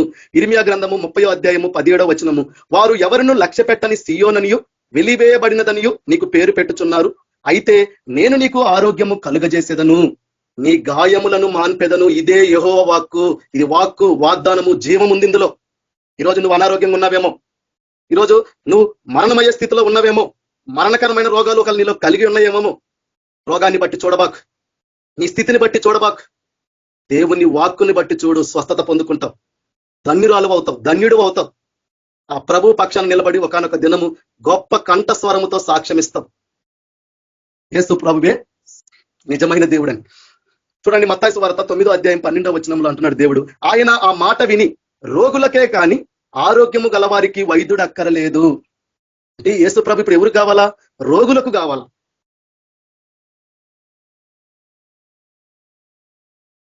కాబట్టి దేవుడు ఇంకొక వాక్యం మీకు చూపిస్తున్నాను. కీర్తనల గ్రంథము 123 అధ్యాయము 1వ వచనం నుంచి, ఆకాశమందు ఆసీనుడైన వాడా నీ తట్టు నా కన్నులెత్తుచున్నాను. అంటే ఈ వాక్యం ఏం అర్థమవుతుంది? ఈ వాక్యం దేన్ని సూచిస్తుంది? నువ్వు కలిగిన శ్రమ ఎలాంటిదైనా, నువ్వు కలిగి ఉన్న బాధ ఎలాంటిదైనా, నువ్వు ఎలాంటి పరిస్థితిలో ఉన్నా కానీ నీ కను దృష్టి ఎవరిని చూడాలా? ఆ పైనున్న ఆకాశమందున్న దేవుని వైపు చూడాలా. నీ 2 చేతులు ఎత్తి మనుషుల ఎదుట కాదు అడగాల్సింది, ఆ 2 చేతులు పైకెత్తి ఆ ప్రభువుని చూడాలా, ఆ దేవాది దేవుడైన యేసు క్రీస్తు ప్రభుని చూడాలా. ఎందుకంటే నమ్ముకొనదగిన సహాయకుడు, ఎంతో జాలి గల దేవుడు, ఎంతో దయగల దేవుడు, కనికరము గల దేవుడు, మనలను విడువను ఎడబాయనని చెప్పిన దేవుడు. బిడ్డలు కూడా విడిచిపెడతారు వాళ్ళకి కొదువు చేస్తే. కాబట్టి కీర్తనల గ్రంథము 123:2లో దాసుల కన్నులు తమ యజమాని చేతి తట్టును, దాసుల కన్నులు తమ యజమానుని చేతి తట్టును, దాసి కన్నులు తన యజమానురాలి చేతి తట్టును చూచున్నట్లు మన దేవుడైన యెహోవా మనలను కరుణించు వరకు మన కన్నులు ఆయన తట్టు చూచుచున్నవి. అంటే దేవుడు కరుణించే వరకు నీ కన్నులు దేవుని వైపు చూడాల. అంటే అందుకు మనము వాక్యాన్ని నమ్మాల, లేకపోతే నిలబడలేం. యెహోవా యందు నమ్మిక ఉంచువారు కదలక నిత్యము సియోను కొండ వల్లే ఉంటారంట. కదలరంట అంటే దాని అర్థం ఏంది? కదిలింపబడరు. దావీదు అదే అంటాడు కదా, సదాకాలము నా గురి యెహోవా యందు నేను నిలుపుచున్నాను, ఆయన నా కుడి పార్శ్వమందు ఉన్నాడు గనక నేను కదల్చబడను. సియోను అంటే ఎవరు? బలవంతుడు. ఆ బలవంతుడు ముందు ఈ కొండ ఎంతది? అది బలహీనురాలే. ఆ కొండ బలహీనమైనదే, ఆ సముద్రమైన బలహీనమైనదే, మరణమైన బలహీనమైనదే, కష్టమైన బలహీనమైనదే, కరువైన పేదరికమైన దరిద్రమైన ఏదైనా కానీ బలహీనమైనదే. ఎందుకంటే బలవంతుడు, అలాంటి బలమైన కొండ కోట మన ప్రభు, దుర్గం, ఆశ్రయం, ఆధారం. ఆశ్రయించే వారికి నమ్మదగిన వాడు ఆయన ఒక్కడే. ఎవరిని నమ్ముకున్నా, ఎవరి దగ్గరికి వెళ్ళి విచారణ చేసినా, చెప్పుకున్నా చింతక అంతా కూడా ఏమి రాదు. నమ్మినా నమ్మకపోయినా సత్యమే. ఎందుకంటే వాక్యమే చెప్తుంది కదా, ఆపత్కాలంలో దేవుడే నమ్ముకొనదగిన సహాయకుడు. అంటే అబద్ధికుడు కాదు కదా, సత్య స్వరూపి అయిన సాక్షి గల దేవుడు కదా, ఆమేన్ అనువాడు కదా, నమ్మకమైన సత్య సాక్షి చెప్పువాడు అన్నాడు కదా. ఈ వాక్యము నిజము కదా, ఈ వాక్యము ఆయనలో నుండి వచ్చిన మాటే కదా, వాక్యమే కదా, వాగ్దానమే కదా, వాక్యే కదా. కాబట్టి ఆపత్కాలంలో ఆయన మాత్రమే నమ్ముకొనదగిన సహాయకుడు. ఆ సహాయాన్ని మనం పొందుకోవాలంటే మన కన్నులు దేన్ని చూడకూడదు, ఆ ప్రభుని, ఆ దేవుడు యేసుక్రీస్తు ప్రభునే చూడాలి. ఇలాంటి వాళ్ళు చివరి వరకు సహిస్తారు, చివరి వరకు ఉంటారు. ఇలా లేని వాళ్ళు మనుషుల మీద ఆధారపడే వాళ్ళు, వ్యవస్థల మీద ఆధారపడే వాళ్ళు, వాళ్ళ కలిగి ఉన్న సంపద మీద ఆధారపడే వాళ్ళు, వాళ్ళ తెలివి మీద, వాళ్ళ జ్ఞానం మీద, వాళ్ళకున్న వాటి అన్నిటి మీద ఆధారపడే వాళ్ళు ఖచ్చితంగా కదిలిస్తారు. కరోనా వచ్చినప్పుడు ఎంతమంది కదిలించబడ్డారు? ఎంత గొప్ప గొప్ప ధనవంతులు, ఐశ్వర్యవంతులు కూడా వాళ్ళకి సమృద్ధిగా ఉండి కూడా వారి ప్రాణమును కాపాడుకోగలిగినారా? ఉగ్రత దినమందు ఆస్తి కూడా అక్కడికి రాదు. దేవుని నీతే, ఆ నీతే ప్రభు మీద ఆధారపడడం, ప్రభువుని ఆశ్రయించడం, ప్రభు తట్టు చూడడం, ప్రభు కొరకు జీవించడం, ఇది మనల్ని కాపాడుతుంది. దీన్ని సంపాదించుకోవాలి, దీని కొరకు ప్రయాసపడాలని చెప్తున్నాడు. చూడండి కీర్తనలు 123:4లో మమ్మను కరుణింపము, మమ్మను కరుణింపము. కాబట్టి ఆ గుడ్డి వారికి అర్థమైంది ఈ దేవుడు ఎంతో కనికరం గలవాడు. కాబట్టి యేసు ప్రభుని చూడంగానే వాళ్ళు అంటారు, దావీదు కుమారుడా, దావీదు కుమారుడా అని ఆయన వెంటబడతా ఉంటారు. ఎందుకంటే ఒకటే ఆశ, మమ్మను కరుణించయ్యా. కాబట్టి ఇప్పుడు మా కన్నులు నీ తట్టు చూస్తున్నామయ్యా, నీ వద్దకు వచ్చినామయ్యా. ఆ ఇద్దరు గుడ్డి వారిని దేవుడు బాగు చేయలేదా? 10 మంది కుష్ఠరోగులు వచ్చి ఆయనకి ఎదురుగా నిలబడితే 10 మందిని బాగు చేయలేదా? ఒక కనాను స్త్రీ వచ్చి యేసుక్రీస్తు ప్రభు దగ్గరకు వచ్చినప్పుడు, తన కుమార్తె దెయ్యంతో బాధపడినప్పుడు, అయ్యా నా పట్ల కనికరించి నాకు సహాయం చెయ్యన్నప్పుడు ఆమె కోరుకున్నట్టు నీకు అవునుగా, కానీ ఆ గడియలోనే తన కుమార్తెకు పట్టిన దెయ్యాన్ని దేవుడు వదిలించలేదా? బాల్యం నుండి అపవిత్రాత్మ పట్టిన ఒక కుమారుణ్ణి తన తండ్రి తీసుకొచ్చినప్పుడు, అయ్యా మమ్మల్ని కరుణించు, మాకు అపనమ్మకం ఉండకుండా మాకు సహాయం చెయ్యయ్యా అని వేడుకున్నప్పుడు ఆ అపవిత్రాత్మని దేవుడు వెలగొట్టలేదా? ఒక కుష్ఠిరోగి యేసుక్రీస్తు ప్రభు దగ్గరకు వచ్చి, నీకు ఇష్టమైతే నన్ను శుద్ధినిగా చేయయ్యా అని, నన్ను కరుణించయ్యా వేడుకున్నప్పుడు, నిన్ను ముట్టడము నాకు ఇష్టమే అన్నాడు. ఎక్కడ భేదం చూపించాడు? కుష్ఠరోగాన్ని చూసి దూరం వెళ్ళిపోయిందా? బాధపడే వారి బాధను తృణీకరించడు దేవుడు. ఎందుకంటే ఆయన కనికరం గల దేవుడు కాబట్టి, ఆయన జాలి గల దేవుడు కాబట్టి, ఆ దయ, ఆ జాలి, ఆ కరుణ ఈ సృష్టిలో ఉన్న వారిలో ఎవ్వరిలో లేదు కాబట్టి అవి కలిగి ఉన్నవాడు ఒక్కడే, ఆ ఒక్కడే యేసుక్రీస్తు ప్రభు కాబట్టి ఆనాడు ఆ ప్రభు, ఆ దేవాది దేవుడి లోకంలో ఉన్నప్పుడు కుంటివారు, గుడ్డివారు, మూగవారు, చెవిటివారు, పక్షవాయువు గలవారు, చంద్ర రోగులు, ఆఖరికి ఆ సేనా పట్టిన దెయ్యం వాడు కూడా వచ్చాడు యేసు ప్రభు దగ్గరికి. 40 సంవత్సరాలు 38 సంవత్సరాల నుండి కోనేటి దగ్గర పడున్నవాడు కాడికి వచ్చి నీవు స్వస్థపడగోరుచున్నావా అని అడిగిండు. అప్పుడు అంటున్నాడు, అయ్యా ఈ నీరు కదిలించినప్పుడు నన్ను తీసుకొని ఈ నీళ్ళలో వేసేవాడు ఎవడూ లేడయ్యా, ఎవ్వడూ లేడు అని తన బాధను చెప్పుకుంటున్నాడు. కానీ ఆ వ్యక్తి ఆ 38 ఏళ్ల నుండి ఆ కోనేటి దగ్గర ఉన్న వ్యక్తిని చూసి కూడా దేవుడు జాలి పడలేదా? తెలుసు, దేవునికి అన్నీ తెలుసు. వాడికి ఎవ్వరు సహాయం చేయకపోతేంది, వాడిని సృష్టించిన వాడు చేయడా సహాయం? వాడిని ఎవరు ఆదుకోపోతేంది, దేవుడు ఆదుకోడా? నమ్ముకొనదగిన సహాయకుడు ఆయనే కదా. అంతమంది కుష్ఠరోగులు ఉన్నారు కదా ఆ దేవాలయం దగ్గర, ఆ మండపం దగ్గర, అన్ని రకాల రోగులు ఉన్నప్పుడు ఈ ఒక్కడి దగ్గరికి ఎందుకు వెళ్ళిందంటే వాడు ఒంటరిగా బట్టి, వాడికి సహాయం చేసేవాడు ఎవడు లేడు కాబట్టి, వాడు ఒక దిక్కు లేని వాడిగా పడున్నాడు కాబట్టి, దిక్కు లేని వారికి దేవుడే దిక్కు కాబట్టి వాడికి దేవుడే దిక్కు అయ్యిండు. వాడిని బాగు చేయలేదా? ఒక శతాధిపతి నా దాసుడు పక్షవాయువుతో మిగులా బాధపడుచున్నాడయ్యా అని వేడుకున్నప్పుడు, నేను వస్తానని దేవుడు ఆ వ్యక్తితో చెప్పినప్పుడు నా ఇంటికి వచ్చుటకు నేను పాత్రుడును కానయ్యా, నీవు మాట మాత్రము సెలవిమ్ము, నీ మాటల్లో ఆరోగ్యం ఉంది, నీలో స్వస్థత ఉంది, నీ వాక్యంలో నీ మాటలో జీవం ఉంది, నా దాసుడు బాగుపడతాడన్నాడు. యేసుప్రభు అన్నాడు ఒక మాట, వెనక తట్టు తిరిగి ఇశ్రాయేలీలలో నేనెవనికైనాను ఇంత విశ్వాసం ఉన్నట్టు చూడలేదని సాక్ష్యం ఇచ్చాడు. వాక్యాన్ని నమ్మితే అలా ఇస్తాడు దేవుడు సాక్ష్యం. వాక్, ఆ వాక్కే, ఆ వాగ్దానాలే ఈ జీవవాక్యం, ఇది సత్యవాక్యం. కాబట్టి వాక్యాన్ని నమ్మిన వారు, వాక్యాన్ని ఆశ్రయించిన వారు, వాక్యాన్ని ఆధారపడే వాళ్ళు ఎవరు కూడా దేని విషయంలో కూడా వారు కదిలింపబడరు.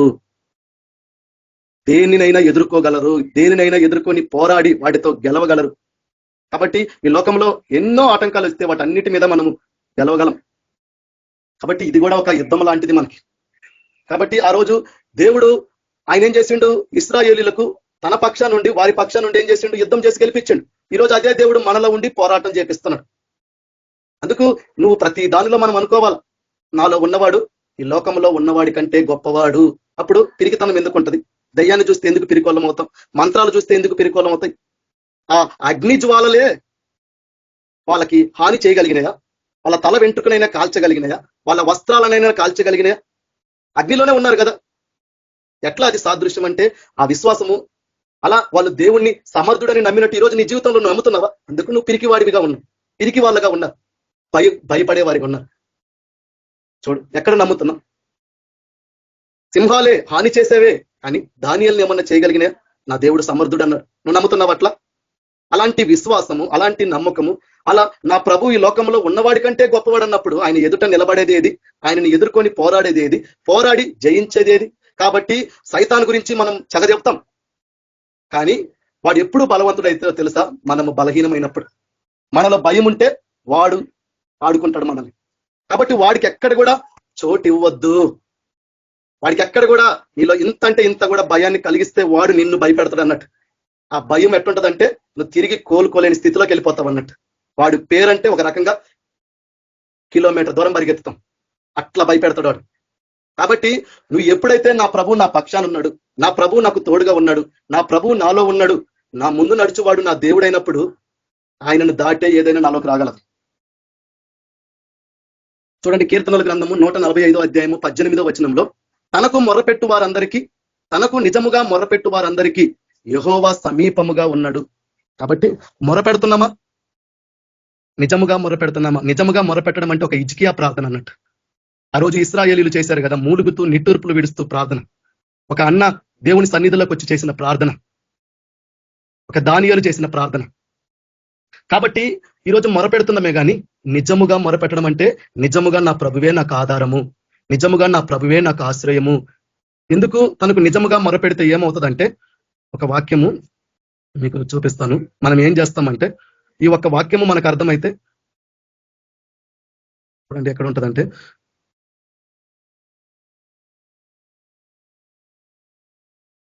నిమిషం ఎక్కడ ఉంటుందంటే,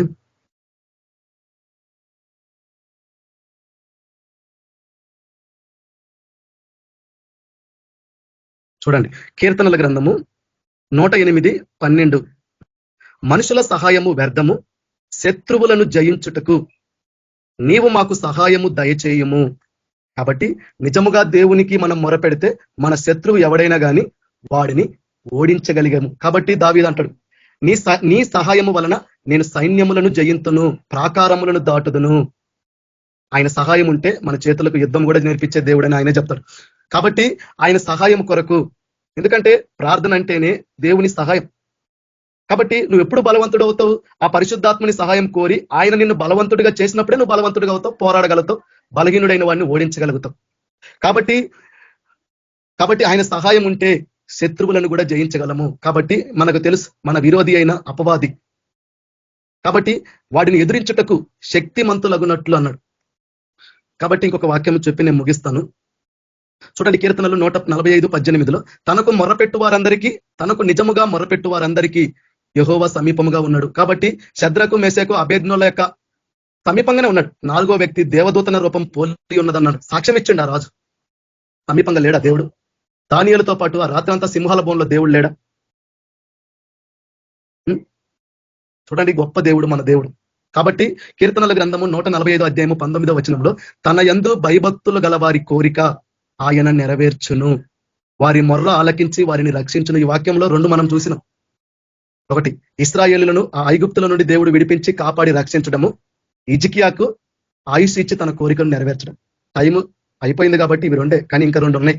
కానీ దేవుని కృప, దేవుని చిత్తం ఉంటే మరొకనాడు దేవుడు ప్రేరేపిస్తే, ఆయన నా నోటికి తోడుగా ఉంటే ఇంకొకసారి దేవుడి గురించి చెప్పగలను. కాబట్టి ఇందులో ఆయన పట్ల భయభక్తులు గల వారి కోరిక ఆయన నెరవేర్చాడు. కాబట్టి హిజ్కియా రోగి అయి కూడా ఆరోగ్యం పొందుకున్నాడు కదా, అంటే తను బ్రతకాలన్న ఆశ, ఆ కోరికను దేవుడు నెరవేర్చిండు కదా. అలాగే రక్షించండి ఎవరిని? ఇశ్రాయేలీలను. కాబట్టి ఇర్మియా గ్రంథము 17:17 ఆపత్కాలమందు నీవే నా ఆశ్రయము, నాకు అధైర్యము పుట్టింపకము. అధైర్యం అంటే పిరికితనము, భయము, కలవరం. గెలవలేము, పోరాడలేము, దేన్ని ఎదుర్కొని జయించలేకపోతే అక్కడ జయించే వారికి ఉండే ఆ యొక్క భాగ్యము, ధన్యత మనకు రాదు, మనకు కలగదు. కాబట్టి అధైర్యము పుట్టింపకము, ఇది మనం ప్రార్థన చేయాలా. నా శ్రమలో కూడా నాకు భయం రావద్దు ప్రభువా, నా శ్రమలో కూడా నాలో కలవరం రావద్దు ప్రభువా. ఈ శ్రమ వచ్చినప్పుడు కూడా నేను మునుపున్నప్పటికంటే ఇంకా ధైర్యంగా ఉంటేనే ఇంకా బలవంతుని కాగలను, నా శ్రమను ఎదుర్కోగలను, దాని మీద పోరాడగలను, దాని మీద నేను జయించగలను. కాబట్టి మనము అధైర్యము మనలో రాకూడదు. అదే మీ హృదయములను కలవరనీయబాకని యేసు ప్రభు చెప్పింది. అధైర్యము రావద్దు. అప్పుడు యేసు ప్రభు కూడా ఎవరో ఎరగనన్నాడు పేతురు. అలాంటి స్థితికి వస్తాం అన్నట్టు. అభ్యంతర పడతాం, సందేహిస్తాం, అనుమానిస్తాం. విశ్వాసం ఎక్కడుంటది? కాబట్టి ఈ వాక్యాలు మనం ప్రతిరోజు ప్రార్థనలో దేవుణ్ణి జ్ఞాపకం చేసుకోవాలా. కాబట్టి ఆయన ఎందుకు భయభక్తులు గలవారు, ప్రభు కొరకు కనిపెట్టుకునే వాళ్ళు ప్రతిరోజు వారి ప్రార్థనలో ఈ వాక్యాన్ని జ్ఞాపకం చేసుకుంటే మీకు ఎంతో మేలు, మనోహరం అన్నట్టు. చూడండి, కీర్తనల గ్రంథము 20వ నుంచి చూస్తే ఆపత్కాలమందు యెహోవా నీకు ఉత్తరం ఇచ్చును గాక. అంటే ఆపత్కాలంలో ఎవరు ఉత్తరం ఇచ్చే దేవుడు? దేవుడే. యాకోబు దేవుని నామము నిన్ను ఉద్ధరించును గాక. అంటే దాని అర్థమైంది ఆదరించడం, ఆదరణకర్త ఆయన. కాబట్టి ఆదరించేదెవరు? దేవుడు. ఉత్తరం ఇచ్చేదెవరు? దేవుడే. పరిశుద్ధ స్థలములో నుండి ఆయన నీకు సహాయము చేయునుగాక. అంటే ఈ ఉచ్చరిస్తే ఏమవుతుందంటే వాగ్దానం యొక్క ఫలము, ఆ ఫలము మనం అనుభవిస్తాం. కాబట్టి పరిశుద్ధ స్థలములో నుండి ఆయన నీకు సహాయము చెయ్యునుగాక, సియోనులో నుండి నిన్ను ఆదుకొనుగాక. ఇశ్రాయేలును ఆదుకున్నాడు దేవుడు, కాబట్టి పరము నుండి దిగొచ్చిండు. ఆయన నీ నైవేద్యములన్నిటినీ జ్ఞాపకము చేసుకొనుగాక, నీ దహన బలులను అంగీకరించునుగాక, నీ కోరికను సిద్ధింపజేసి. కాబట్టి కానాను స్త్రీ కోరికేది? నా కుమార్తె దయ్యం పట్టింది, బాగు చేయాలి. అమ్మా నువ్వు కోరినట్టే నీకు అవునుగాక అన్నాడు. శతాధిపతి యేసుక్రీస్తు ప్రభు దగ్గరకు వచ్చి విశ్వాసం పెడితే నీ విశ్వసించిన ప్రకారం నీకు అవునుగాక అన్నాడు. అన్న వచ్చి దేవుని సన్నిధిలో ప్రార్థిస్తే ఇశ్రాయేలులు దేవునితో నువ్వు మనవి చేసింది ఆయన నీకు దయచేయునుగాక అన్నాడు. చూడు, మనకెందుకు రావట్లేదంటే అట్లా వాళ్ళలాగా లేమేమో. మనం చెప్తున్నప్పటికీ, వింటున్నప్పటికీ, ఆయన కొరకు ప్రార్థించినప్పటికీ అంత విశ్వాసము లేదేమో. కొంచెం ఉంటే చాలన్నాడు. కాబట్టి నీ కోరికను సిద్ధింపజేసి నీ ఆలోచన యావత్తును సఫలపరచునుగాక. యెహోవా నీ రక్షణను బట్టి, అంటే గెలవాల. మేము జయోత్సాహము చేయుచున్నామంటే సహాయకుడు దేవుడు, ఉద్ధరించేది దేవుడు, ఆదుకునేది దేవుడు. జయిస్తున్నాం అంటే జయించినోడు ఎట్లంటాడు? పెద్ద యుద్ధానికి వెళ్ళి గెలిచి వచ్చినోడికి ఎట్ట చేస్తారు?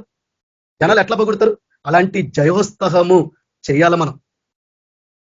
కాబట్టి యెహోవా నీ రక్షణను బట్టి మేము జయోత్సాహము చేయుచున్నాము, మా దేవుని నామమును బట్టి మా ధ్వజము ఎత్తుచున్నాము, నీ ప్రార్థనలన్నీ యెహోవా సఫలపరచునుగాక.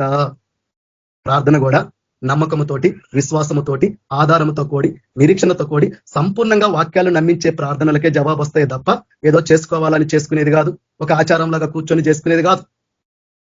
ఆ ప్రార్థనలో కూడా నమ్మకం కనిపించాలి. అందుకు అడుగు వాటన్నిటిని పొంది ఉన్నామని నమ్మి ప్రార్థించమన్నాడంటే దేవుడు అదే కారణం. ఇవన్నీ అవును కాక అంటే ఏంటి దాని అర్థము? ఇవన్నీ ఆల్రెడీ జరిగినవి, ఆల్రెడీ మేము గెలిచినాము, ఆల్రెడీ అన్ని మేము పొందుకున్నాము, ఇక మాకేంది అన్నట్టుగా ప్రార్థన చేయాలి. కానీ దానికి వ్యతిరేకంగా ప్రార్థన చేస్తున్నాం, అది వాక్యానికి విరుద్ధం కదా. కాబట్టి అలాంటి వాక్యానికి విరుద్ధమైన పనులు మనం చేయకుండా దేవుని బట్టి మనము జాగ్రత్తగా ఉండాలా. మన బాధని దేవుడు తృణీకరించేవాడు కాదు కాబట్టి, నమ్మదగిన వాడు, సహాయకుడు మన దేవుడే కాబట్టి, మనలో ఏమన్నా ప్రభా నాలో అలాంటి విశ్వాసం లేదేమో, దేవ నాలో అలాంటి నమ్మకం లేదేమో, ప్రభా వాళ్ళు జీవించినంతగా అలాంటి ప్రార్థన నేను చేయట్లేదేమో, అలా నీ మీద నేను ఆధారపడతలేదేమో, ప్రభా నాలో ఉన్న అపనమ్మకం వల్ల మేము ఎందుకు ఈ దయ్యాన్ని వెళ్ళగొట్టలేకపోతామంటే దేవుడు చెప్పిండు. పేతురునితో అంటాడు, నువ్వు ఎందుకు సందేహపడితివి అల్ప విశ్వాసి అన్నాడు. అంటే మనం సందేహిస్తున్నామేమో, ఎక్కడో అనుమానిస్తున్నామేమో, ఎక్కడో మన బాధల కష్టాలు చూసి దేవుణ్ణి కూడా వాక్యానికన్నా ఆ శ్రమలకు కష్టాలకి ఎక్కువ ప్రాధాన్యత ఇస్తున్నామేమో, అప్పుడు చూడలేం, జయం, ఓడిపోతాం, గెలవలేం. కాబట్టి దేవుడి యొక్క వాక్యము మన యొద్దకు వచ్చింది కాబట్టి, మాట్లాడే దేవుడు సత్య స్వరూప ఆత్మ దేవుడు కాబట్టి, ఆయన వాక్యానికి లోబడి ఈ వాక్య ప్రకారంగా మనము మన జీవితంలో అవలంబించుకుంటే మన దేవుడు కూడా మన జీవితంలో కూడా కార్యం చేయుటకు ఆయన సమర్థుడు.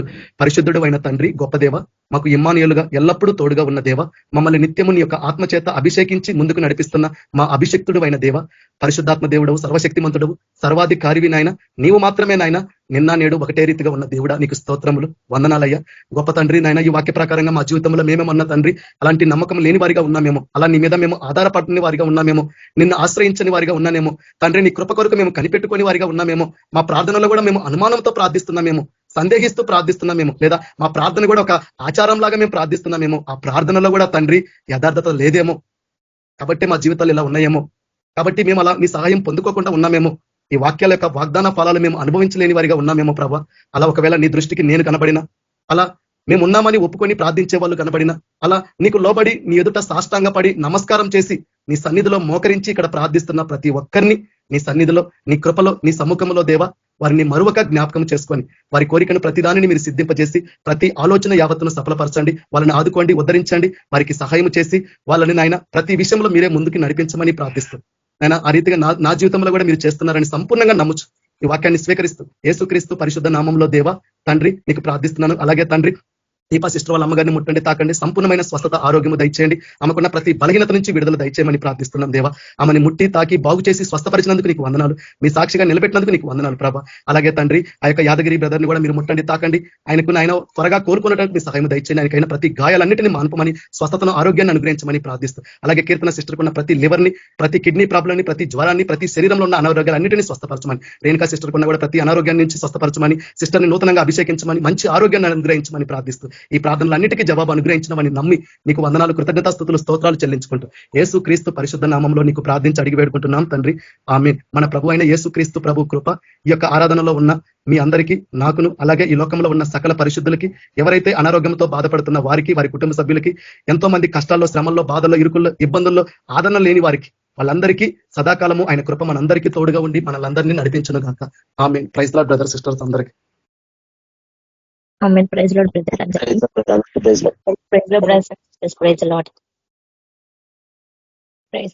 లార్డ్ బ్రదర్స్ అండ్ సిస్టర్స్ అందరికీ.